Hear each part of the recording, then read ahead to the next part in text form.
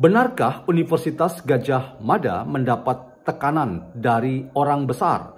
Yang itu datang dari analisis yang dinyatakan oleh Ahmad Kosinudin, yaitu kuasa hukum, tim pembela ulama dan aktivis, serta tim pemburu ijazah palsu Jokowi.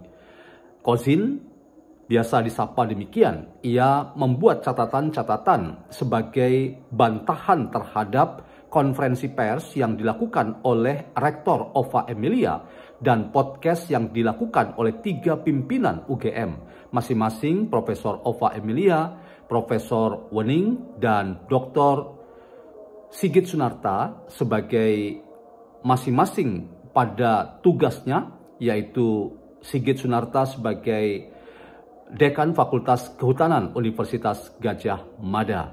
Apa yang ingin saya katakan kali ini teman-teman adalah bahwa pernyataan seorang Kozin ini sulit untuk dinalar karena lagi-lagi UGM tersudutkan oleh karena apa yang dinarasikan luas berkembang dan ingin menggali dan mendapatkan simpati masyarakat pada perjuangan orang-orang yang mengaku diri sebagai ilmuwan, akademisi, pakar, yaitu Roy Suryo, Rismond, dan Tifauzia, itu sulit untuk kita katakan bahwa tidak ada persoalan di situ. Mengapa? Karena problem terbesarnya itu adalah ketika kecurigaan baik terhadap Jokowi maupun terhadap institusi lembaga pendidikan seperti UGM itu tidak lagi wajar, tidak lagi normal, tetapi sudah diselimuti dengan politik fitnah dan politik kebencian. Sesuatu yang berulang-ulang selalu saya katakan bahwa ketika kita sebagai peneliti itu terlalu besar kecurigaan kita dengan katanya dalilnya adalah menggunakan hermeneutics of suspicion atau menafsir penuh kecurigaan, yang itu wajar, tetapi kalau sudah diselimuti dengan kepentingan penuh kebencian, maka kita tidak akan mendapatkan sebuah hasil yang sungguh dapat dipercaya dan dapat meruntuhkan pandangan-pandangan yang juga sama besar dan sama kuatnya, bahwa apa yang dinyatakan oleh UGM itu sudah benar dan keyakinan Jokowi itu terkonfirmasi dengan pernyataan resmi pimpinan Universitas Gadjah Mada. Jadi dalam konteks ini teman-teman, izinkan saya untuk membantah pernyataan Ahmad Kosinudin yang terus berusaha untuk menyudutkan baik orang per orang, termasuk mempertanyakan sosok yang bernama Ova Emilia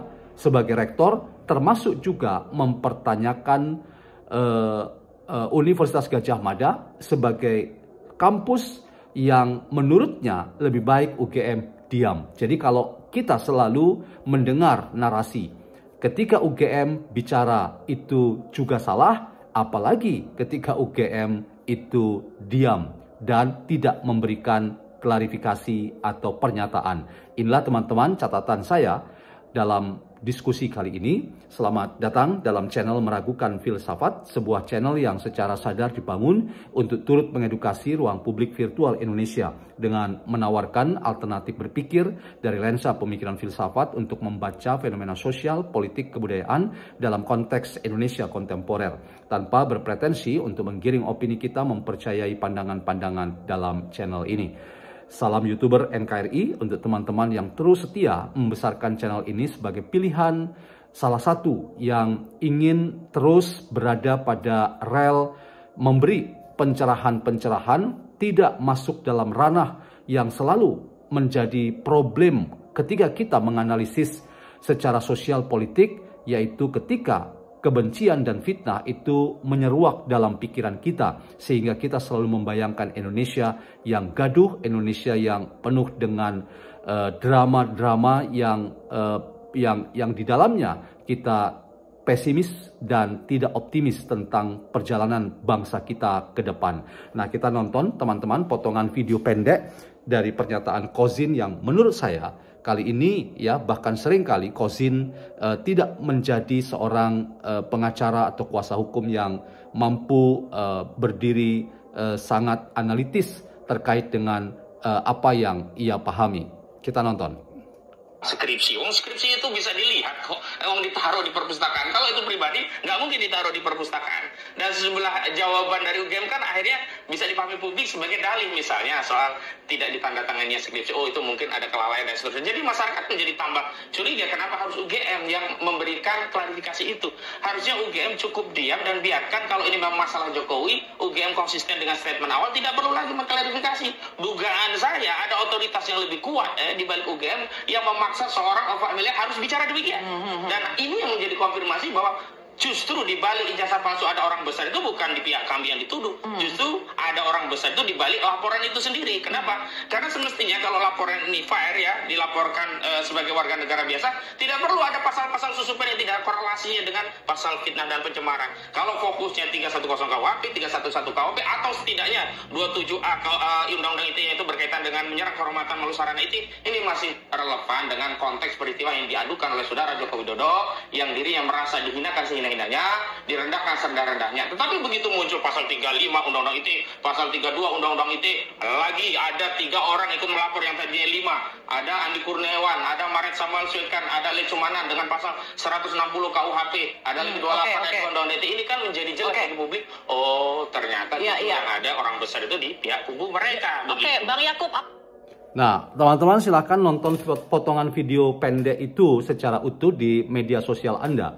Poin saya kira Anda menangkap, yaitu adanya dugaan orang besar itu bukan di kubu Kozin atau TPUA atau tim pemburu ijazah palsu Jokowi, tetapi ada kecurigaan bahwa orang besar itu berada di belakang tekanan terhadap Ova Amelia, sehingga Ova Amelia itu menjadi orang yang mewakili UGM sepertinya tidak memiliki kemerdekaan, tidak memiliki kemandirian, ada intervensi, dan itu kemudian membuat sebagai pimpinan lembaga ini, UGM kemudian merasa perlu untuk pada waktunya seperti ditepat-tepatkan. Jadi setelah rilis buku Jokowi's White Paper yang membalik logika banyak pihak yang menjadi keyakinan RRT, Roy Suryo, Rismond, dan Tiva, bahwa Jokowi adalah pemalsu ijazah atau ijazahnya palsu, dan apa yang dikatakan oleh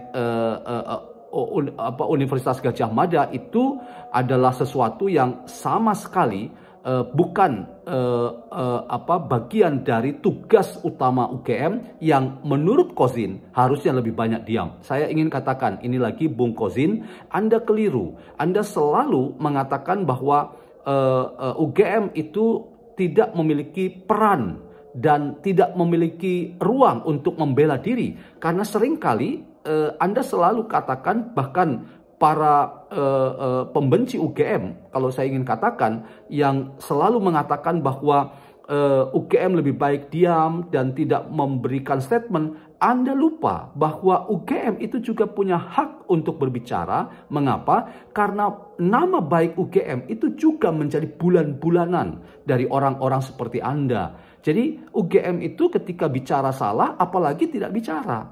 Jadi tidak usah kemudian kita membangun narasi bahwa seolah-olah ada orang besar yang menekan Ova Amelia atau UGM supaya pada waktunya, yaitu waktu yang tepat, ketika penyidikan sedang dilakukan oleh 12 orang terlapor, kemudian rilis buku Jokowi's White Paper, dan kemudian akhirnya UGM mengambil sikap dengan pernyataan 10 poin dari Rektor UGM dan podcast 3 pimpinan UGM. Itu menurut Kozin adalah tindakan yang berlebihan. Ada satu bagian yang menurut saya Anda perlu kritisi ketika Kozin katakan bahwa UGM lebih baik mengambil posisi sebelumnya. Pertanyaannya, posisi sebelumnya apa?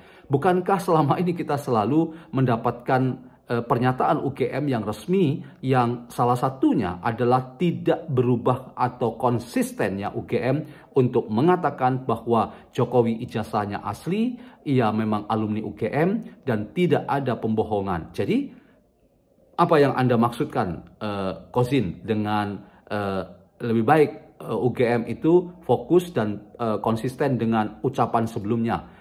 Ucapan sebelumnya yang apa? Yang seperti apa? Bukankah ucapan sebelumnya itu adalah UGM yang konsisten mempertahankan pendiriannya bahwa Jokowi alumni dan pada 5 November 1985 UGM resmi mengeluarkan ijazah dan dimiliki ijazah itu oleh Pak Jokowi. Dan inilah yang kemudian dikaburkan sengaja oleh orang-orang seperti Ahmad Kosinudin. Karena itu saya ingin katakan, Ahmad Kosinudin, Anda berhalusinasi yang luar biasa. Anda tidak berjejak pada fakta empiris. Itulah yang sengaja Anda tutupi untuk membela klien Anda. Padahal, sekali lagi, Anda membela klien, tetapi kalau itu penuh dengan konspirasi politik kebencian, maka perjuangan Anda tidak akan membawa hasil yang baik. Salam YouTuber NKRI.